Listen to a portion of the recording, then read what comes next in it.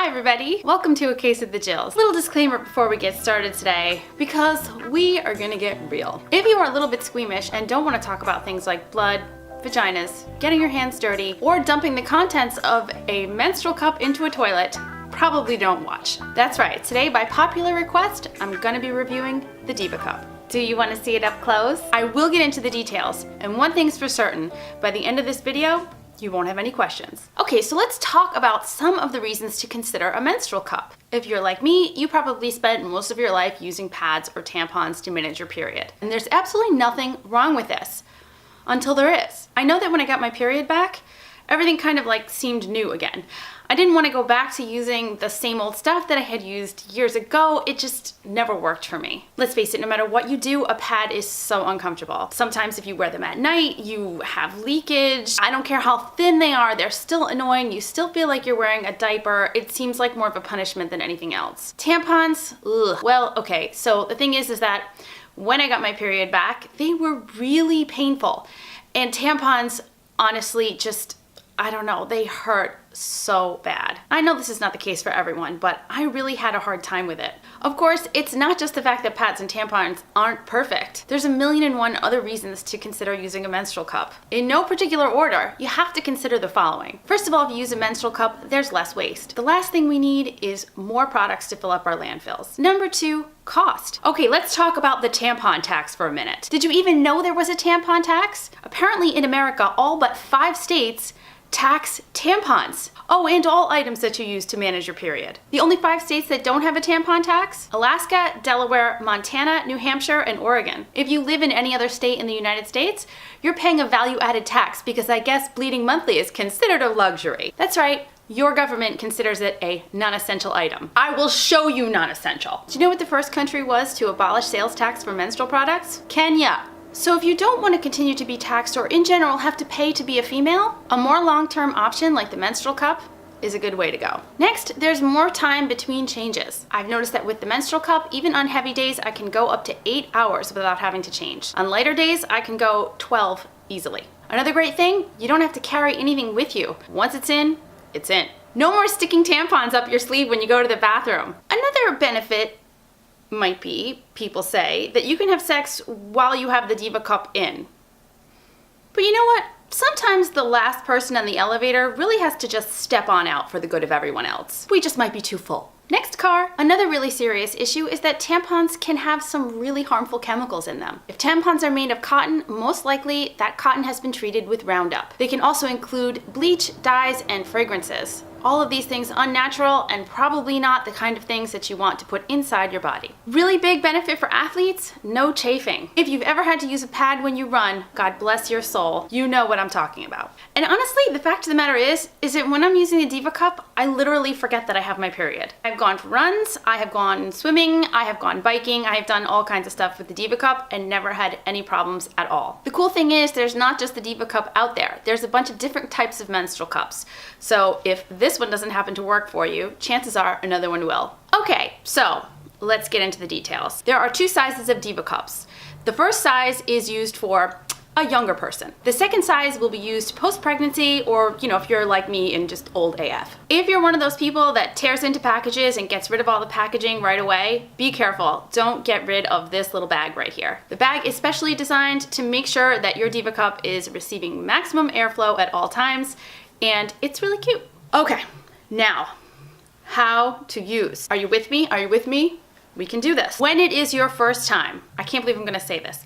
When it is your first time, you need to take your pants off. Do this at home the first time. I know that probably goes without saying, but who knows? Just make sure you have a little bit of time in the bathroom by yourself, close the door, turn the fan on, I don't know, turn on a podcast, whatever it is. Just get yourself in a spot where you know you're not gonna be interrupted. Do yourself a favor, take off your pants, and I would also stand over a towel for the following reason.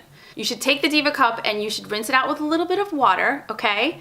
And when you go to insert, that water may drip, so it might be nice to have a towel under you. Okay, you gotta pinch this sucker to get it in. Wash your hands. There are many different ways to do this, but I have found that the U-fold is what they call it, is probably the easiest. The U-fold is very effective. What you're trying to do is make it small enough to insert comfortably. Pinch your U-fold, get into position, I find that a healthy squat with knees apart is the best way to go. Take the cup, insert. When you do, you're gonna push it down and to the back. Once it's kind of like pushed up in there and you let go, it's going to open. Okay, maybe not like that, but it is going to naturally open. So now you have to make sure that there is a seal there. The way the cup works is that it sort of like sits right in a spot. It creates a seal all the way around so that the blood flows in and none of it falls out. So what you're gonna need to do is this. Take your finger, push it up on the side of the cup, and actually push back a little bit on the tissue on the inside of your body. It's soft, it will bend, and make sure that there is a seal all the way around. Does this make sense? I promise you it's a lot more intuitive once you get used to it a few times. Okay, now stand up, wiggle around. You should not feel it. If you do, you might have to push it in a little bit further or make sure that it's sitting perfectly up there. Now, you don't have anything to do until you have to pull it out.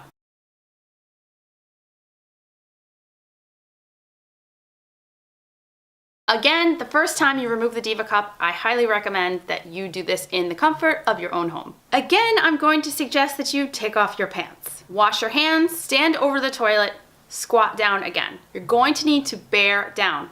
Really push. You should be able to reach up and feel the tip of the cup. When you do this, grab a hold and pull down. Give yourself a nice and it should come out. It might be a little tricky at first. Don't panic. When you panic, you clench. We don't want any clenching. No clenching. Just relax. So now, when you pull this thing down, you know, it's filled with stuff. So what you want to do is make sure, like I said, you do this right over the toilet, so as soon as it comes out, you can tip it right in. Okay, so here's the pro tip. You're sitting on the toilet, you've dumped the contents out. Now you've got this thing in your hand. Let's get real. Your fingers are a little dirty.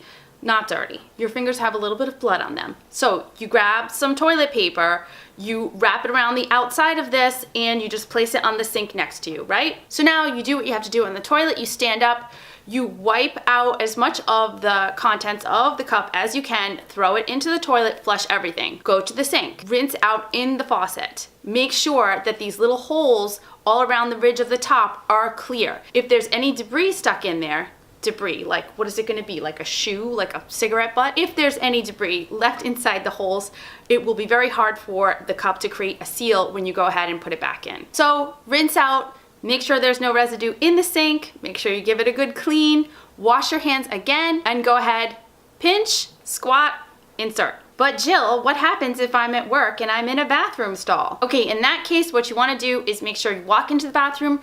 First thing you're going to do is wash your hands. Go into the stall. Remove the Diva Cup, empty the contents into the toilet. Take some toilet paper, wipe out the cup as much as possible, trying to make sure, again, that those holes at the top are free of debris, and go ahead and insert it again. You can rinse it out when you get home. But Jill, what happens if I'm camping or doing a 100-miler where I'm out for more than 10 or 12 hours? Okay, I'm gonna be real with you here. I wouldn't be changing out the Diva Cup if I was in a situation where I wasn't able to wash my hands, being totally honest. In that case, a tampon with an applicator is probably gonna be your best bet. You really don't wanna be touching yourself after running for 10 hours. If you can wash your hands but can't rinse the cup, because I can imagine that situation happening in a very long race or like in a camping situation, do yourself a favor and consider getting a second cup for a race. That way you can keep a clean cup in your pack. You can just exchange it out for the one that you've already used. Final thoughts about the Diva Cup? It's a little messy. You're gonna get a little bit messy at first. It's gonna take you a little bit of time to get used to it, but come on, get real. You can get over it. It's not gross. It's a freaking miracle that your body can do this thing, so you should not worry about getting a little bit of it on your fingers. Don't get frustrated if you have a hard time inserting and removing the first couple of times. I definitely had to find my own way of doing it before I got the hang of it, but it was so worth it. It is not an overestimation to say that getting right with the Diva Cup has sincerely improved my life. I'm not getting paid for this. Come on, give me a break. But it's just that good. I don't even think about it anymore. And it really, really, really does not make me feel impaired like a lot of the other menstrual care products do. We had to struggle hard enough to get our period back, never mind dealing with it once it comes. Well, I did make a big promise at the beginning of this video and say that you would not have any more questions when I was done.